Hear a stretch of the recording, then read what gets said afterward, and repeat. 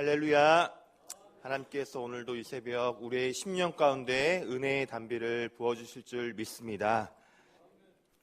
2018년도 한 해도 소망차게 시작했지만 이제 보름이라는 시간밖에 남지 않았습니다. 여러분은 이 연말을 어떻게 보내고 계신가요? 가정에서 또 생업에서 특별히 또 분주한 시기이기도 하지만 우리의 마음이 또 하나님 앞에서 어떤 연말을 보내고 있는지 돌아보았으면 좋겠습니다. 한 해를 돌아보면서 하나님을 향한 감사의 고백이 있을 수도 있습니다.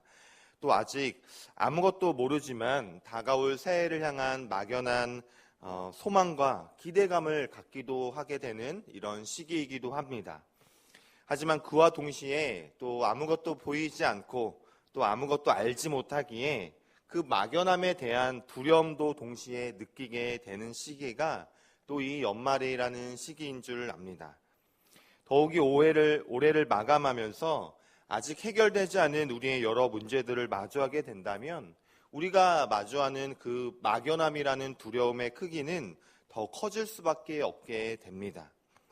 이렇게 우리가 살아가면서 많은 두려움을 겪게 되는데 그 두려움 중에 큰 두려움 중에 하나는 미래에 대한, 앞날에 대한 두려움입니다. 그리고 우리가 겪게 되는 앞날에 대한 두려움을 해결할 수 있는 방법은 우리 안에 있지 않음을 오늘 본문에서는 말씀하고 있습니다. 우리가 미래를 아무리 완벽히 준비한다 할지라도 미래에 대한, 앞날에 대한 두려움은 사라지지 않습니다. 우리가 준비를 열심히 하느냐 하지 않느냐의 문제는 아니라는 것입니다. 왜냐하면 우리 인간은 시간의 지배자가 아니고 시간의 통치자가 아니기 때문입니다. 내일을 모르는 인생일 수밖에 없고 본질적인 해결책이 우리 안에 나오지 않는다는 것입니다. 그래서 그 해결의 방법은 우리의 시간의 통치자이자 창조주 되시는 하나님에게서 오는 줄 믿으시기를 바랍니다. 우리는 그 시간 안에 있는 존재이기 때문에 그 시간을 막을 수 없고 그 시간을 다스리시고 창조하시고 주관하시는 오직 여호와 하나님을 온전히 신뢰할 때에 우리 인생에는 새로운 변화가 일어납니다. 태초에 하나님이 천지를 창조하시느니라 라고 창세기 1장 1절의 성경의 말씀은 시작합니다. 하나님께서 천지를 창조하실 때에 태초라는 시간이 시작되었습니다. 곧 시간의 시작점은 하나님의 창조 역사와 함께 시작한 것이고 그 시간도 하나님이 창조한 것입니다. 그 시간이 종료되는 날도 또한 오게 될 것이라고 성경은 말씀하고 있습니다. 이렇게 시간이라는 영원 속에 계시는 하나님은 어제도 계셨고 오늘도 계시며 장차 오실 하나님이시다. 나는 알파와 오메가요, 처음과 나중이시다 라고 성경은 말씀하고 있습니다. 그렇기 때문에 우리의 힘과 능력, 우리의 존재적인 성질로 감당할 수 없는 그 미래라는 시간 앞에서 나오는 두려움을 해결하는 것은 우리의 노력이 아니라 시간의 통치자이시고 이 시간을 창조하시고 장차 올 앞날도 주관하실 영원하신 하나님의 품 안에 들어가는 것입니다. 우리는 이 땅에 발을 딛고 있지만 영원하신 하나님 손에 우리가 붙잡힌 인생이 될 때 시간의 문제를 초월하는 인생이 되는 것입니다. 그런데 우리의 모습은 어떨까요? 우리는 지나간 과거에 대해서는 한탄하고 후회하기도 합니다. 그리고 다가올 미래에 대해서는 막연한 막막함과 두려움을 가지고 있습니다. 그리고 현재는 불안해하면서 살아가는 것이 우리의 모습이고 또 우리의 인생처럼 보입니다. 그런 우리에게 하나님은 이렇게 말씀하고 계시는 거죠. 오늘 본문 시편 37편 5절과 6절의 말씀, 우리 다시 한번 뜻을 생각하며 함께 합독하겠습니다. 내 길을 여호와께 맡기라. 그를 의지하면 그가 이루시고 내 일을 빛같이 나타내시며 내 공의를 정오의 빛같이 하시리로다. 아멘. 하나님께 인생을 맡기는 사람, 그 인생은 정오의 빛같이 하나님이 인도해 주신다. 성경은 약속하고 계십니다. 그렇다면 우리의 인생을 하나님께 맡기는 인생은 어떠한 인생인지 오늘 본문을 통해 살펴보고자 합니다.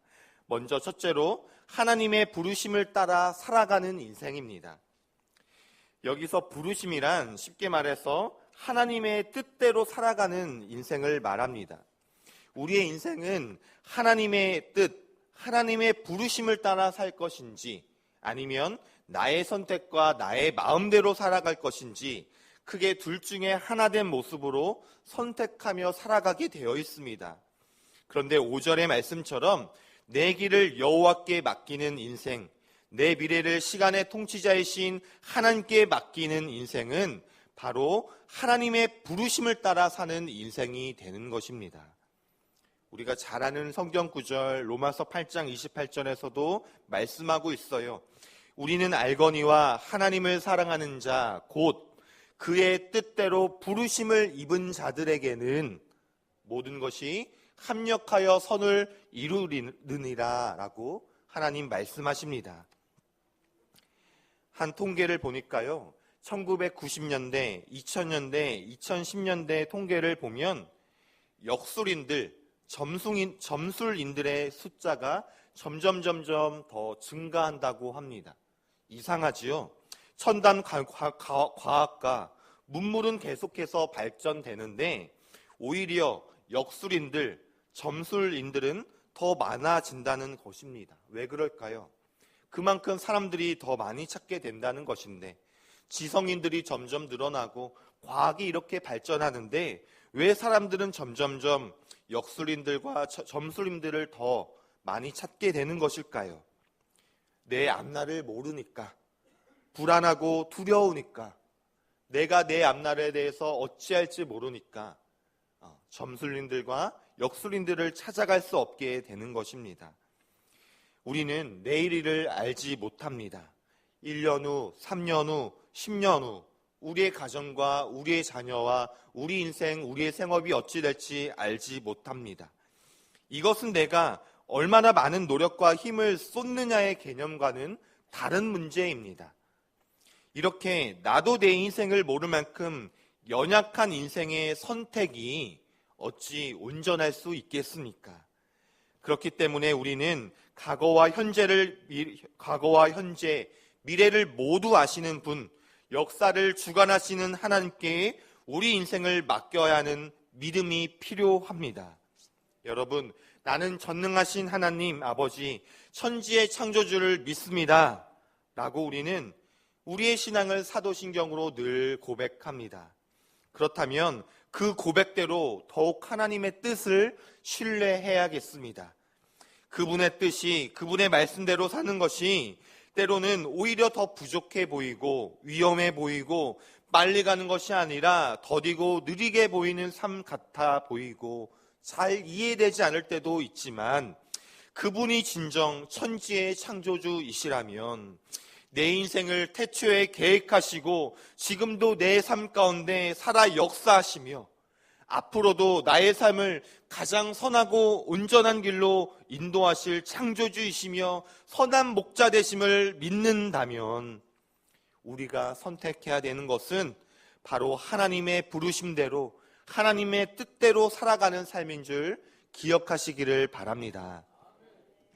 히브리서 11장 8절 말씀에 믿음으로 아브라함은 부르심을 받았을 때 순종하여 장래의 유업을 받을 땅에 나아갈새 갈 바를 알지 못하고 나아갔으며 라고 성경은 말씀하고 있습니다. 믿음의 아버지라 불리우는 아브라함이 처음 하나님의 부르심을 받고 나아갔을 때 성경은 그의 모습을 이렇게 표현합니다. 그가 갈 바를 알지 못하고 나아갔음에 하나님의 뜻대로 살고자 발걸음을 내디는 것이 때로는 잘 이해되지 않고 감정적으로 인간적으로 계산이 서고 납득이 되지 않을 수 있다는 것입니다.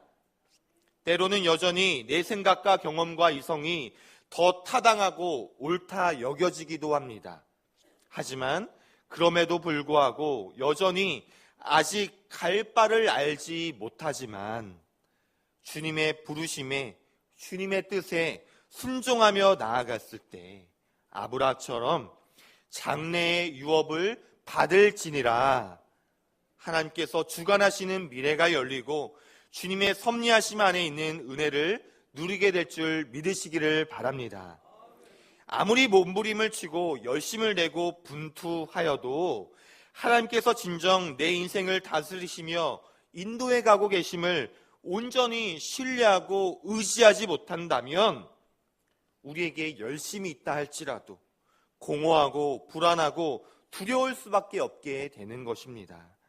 그러므로 우리에게 필요한 것은 미래를 위해 열심을 내고 아는 것을 넘어서 우리를 부르시는 하나님의 부르심, 우리를 향한 하나님의 그 뜻을 아는 것인 줄 믿습니다. 우리를 부르시는 그 하나님을 더욱 신뢰하는 것입니다. 엄마 품에 안긴 아이는 두려워하지 않습니다. 갓난아이가 두려워하고 불안해하는 모습 보셨나요? 그렇지 않습니다. 앞으로 내가 5년 후에 영어 유치원에 들어갈지, 10년 후에 어떤 초등학교에 들어갈지, 17년 후에 수능을 보게 될지 그들은 알지 못합니다. 하지만 모르지만 아기 잘도 잔다 합니다. 그 이유는 무엇일까요? 모르지만, 아는 게 없지만 엄마 품이 그저 편안하고 좋기 때문입니다. 그 엄마의 품 속에서 감정적으로, 심리적으로 아기는 엄마가 나를 사랑하고 따뜻하고 평안하게 느껴주게 하는 것을 느끼게 됩니다. 엄마가 나를 늘 좋은 것으로 인도해주고 제때 먹이를 주고 아프면 약도 주고 나의 보호자 된다는 것을 마음으로 엄마 품속에서 신뢰하게 됩니다. 그렇기 때문에 아기 잘도 잡니다. 이러한 하나님을 향한 전적인 신뢰의 은혜가 저와 여러분에게도 되기를 바랍니다. 어떻게 될지 모르지만, 갈 바를 알지 못하지만 우리가 하나님의 품 안에 거하게 된다면 우리의 인생도 아기 잘도 잔다 한 것처럼 참된 평안과 안식이 있게 될 줄 믿습니다. 두 번째로 우리는 오늘이라는 시간에 충성을 다해야 합니다. 하나님께 내 인생을 맡기면, 주님의 부르심에 따라 살기로 결단하고 믿음으로 나아가면 주님께 맡겼으니까 이제 하나님께서 내 인생을 책임져 주실 거야 하며 아무 노력도 없이 태평하게 사는 인생이 아니라는 것이죠. 착각하면 안 됩니다. 하나님께 맡기면 오늘을 편하게 대충 살아도 하나님께서 알아서 해주시지 않을까 하는 것이 바른 믿음이 아니라는 것이죠. 오늘 본문 3절에서는 정확하게 이야기하고 있습니다. 여호와를 의뢰하고 선을 행하라. 땅에 머무는 동안 그의 성실을 먹을거리로 삼을지어다. 주님 말씀하십니다. 진짜로 하나님께 삶을 의탁한 사람인지 아닌지 알 수 있는 방법은 그 사람이 바로 오늘을 어떻게 사는지 보면 알 수 있습니다. 하나님께 소망을 두고 사는 사람은 절대 하나님이 주신 오늘을 아무렇게 살지 않습니다. 오늘을 충성되게 살게 되어 있습니다. 그러나 하나님께 맡기지 못하고 미래를 두려워하는 사람은 내일이 두렵기 때문에, 걱정과 염려 때문에 오늘을 절대 바르게 살지 못합니다. 그런데 현재 나의 오늘이라는 삶의 자리, 삶의 모습이 마음에 들지 않을 때가 있게 됩니다. 우리의 가정과 자녀는 왜 계속 이러한 모습인지, 우리의 생업과 삶을 돌아볼 때 내가 소망했던 것은 이런 모습이 아닐 텐데, 나는 이런 삶을 살 사람이 아닌데 하는 마음이 우리에게 찾아올 때가 있습니다. 지금 내 삶의 자리가 내 뜻과 바람과 마음에 들지 않을 때가 있게 된다는 것이죠. 하지만 여러분 기억하시기를 바랍니다. 절대 우리가 버림받아서, 나에게 하나님께서 축복해 주지 않아서 지금 나의 삶이 그렇게 된 것은 아니라는 것이죠. 언제까지 우리가 한탄만 하고 불평만 하고 언제까지 다른 사람과 비교하며 지낼 수는 없겠습니다. 내가 주님을 전적으로 의탁하며 삶을 맡기고 살아가고 있다면 우리의 인생은 지금 시간의 통치자 되시는 하나님의 손길 안에 있는 것인 줄 믿으시기를 바랍니다. 그렇기 때문에 오늘은 하나님이 보내신 하나님의 섭리하심 안에 있는 하나님의 시간이요 하나님의 날이 됨을 믿으시기를 바랍니다. 그러므로 하나님이 열어주시는 우리 인생의 길, 내 인생의 미래는 바로 지금 여기에서부터 시작이 되는 것이죠. 바로 오늘이라는 자리부터 우리 인생은 시작이 되는 것입니다. 그래서 한 신학자는 말합니다. 신앙적으로 우리에게 가장 중요한 순간은 바로 지금 이 순간입니다. 요셉이 그랬습니다. 노예였을 때도 누명을 씌어 감옥에 들어갔을 때에도 요셉은 늘 오늘을 충성되게 보냈습니다. 요셉이 한탄만 하며 억울하게 주저앉았다면 믿음의 요셉은 존재하지 않았을 것입니다. 하나님의 사람 다윗도 그런 사람이었습니다. 양치는 일에 목숨을 걸고 지켰습니다. 아무도 그를 주목하지 않았습니다. 집안에서 무시받고 아버지에게도 무시받는 인생, 그래서 들에서 나가 양이다 돌봐야 하는 허드렛 일만 하는 인생이 바로 다윗이었습니다. 그러나 다윗은 자신의 맡겨진 양치는 일에 정말 최선을 다해 충성을 다해 하나님 앞에 나아갔습니다. 목숨을 걸고 양 한 마리를 지켰습니다. 그러할 때 하루하루가 골리앗과 싸우는 전투 훈련이 되었던 것입니다.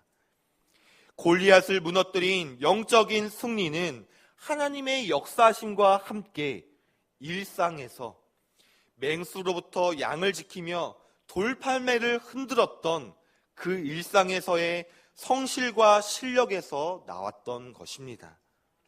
아무도 그를 주목하지 않았지요. 그러나 하나님은 그런 다윗을 지켜보시고 주목하고 계셨습니다.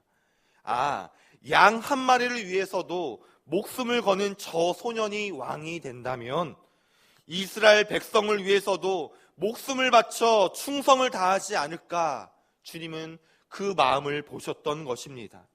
내가 저 다윗에게 사랑하는 내 민족 이스라엘을 맡겨야겠다. 하나님은 그를 택하시고 그의 미래를 열어주셨던 것입니다. 그 주인이 이르되 잘하였도다 착하고 충성된 종아, 내가 적은 일에 충성하였음에 내가 많은 것을 내게 맡기리니 내 주인의 즐거움에 참여할지어다. 주님 말씀하십니다.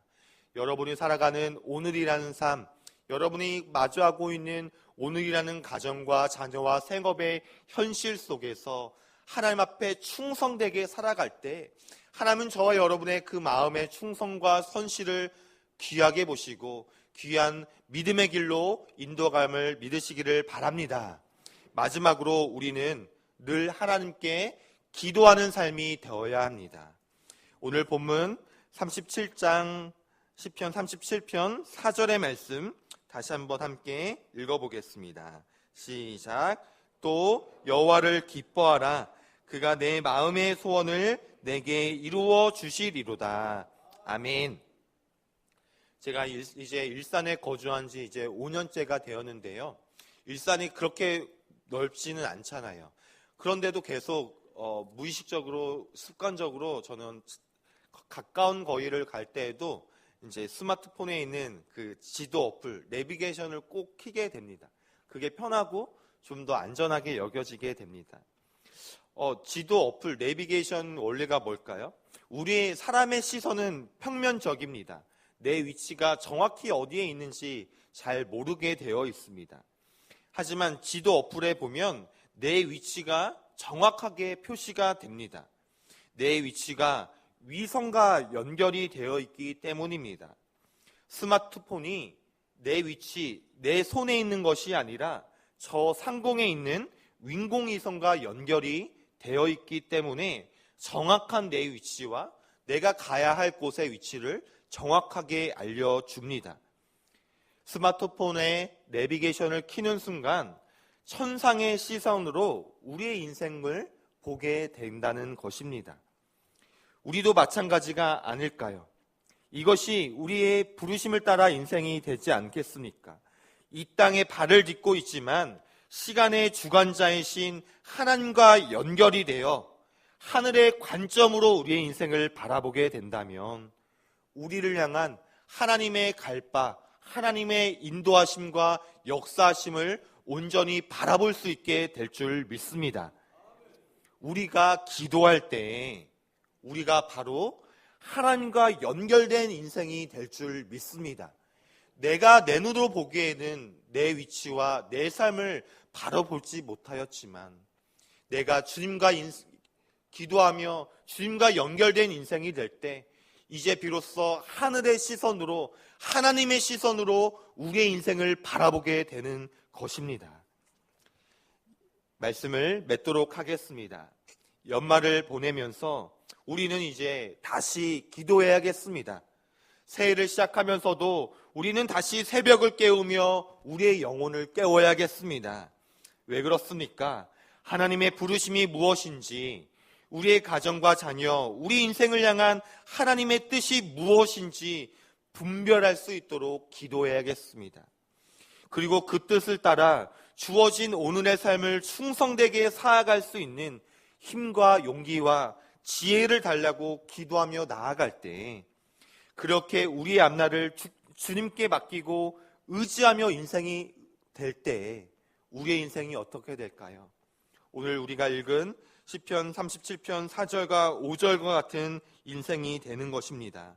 그가 이루시고 내 일을 빛같이 나타내시며 내 공의를 정오의 빛같이 하게 하시는 하나님의 인도하심을 받게 될 줄 믿습니다. 기도하겠습니다. 하나님 감사합니다. 연말과 연시를 맞이하며 우리의 인생길을 우리가 알지 못하지만 그럼에도 불구하고 우리가 여호와를 의뢰하며 우리의 앞날을 주님께 맡기고 의지하며 나아갈 때 우리의 인생을 공의와 같이 정오의 빛같이 인도하실 주님의 선하심을 믿고 신뢰하며 나아갑니다. 오늘이란 삶을 성실과 신뢰함으로 늘 주님께 기도함으로 나아갈 때 주님께서 열어주시는 선하고 복된 길을 경험케 하여 주옵소서.